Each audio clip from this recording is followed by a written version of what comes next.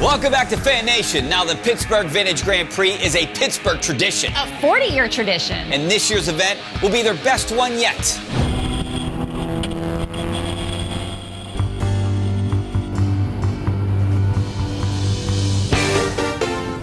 40 years.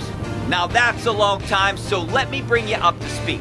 40 years is an incredible amount of time, and it all started right here in this garage in 1982 when the plans were being made to actually have this race. The garage was owned by a car racer, Alan Patterson, who along with a small crew of people hatched a plan for a road race. First race took place in 1983. I believe it was a one-day event, 6 hours.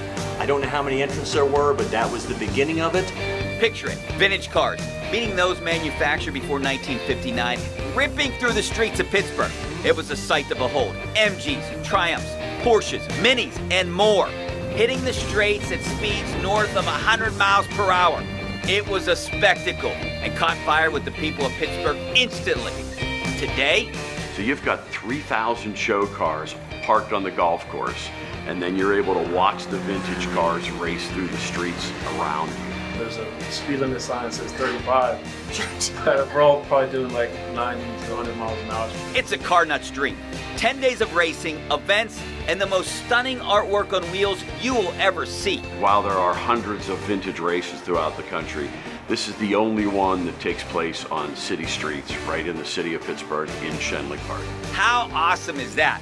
Best of all, 100% of the proceeds go to charity. The most memorable part of the Grand Prix for me happens every year in February, and that's when we take all of the dollars that are collected, donations and sponsorship, and we put it all together and present a check to our two charities.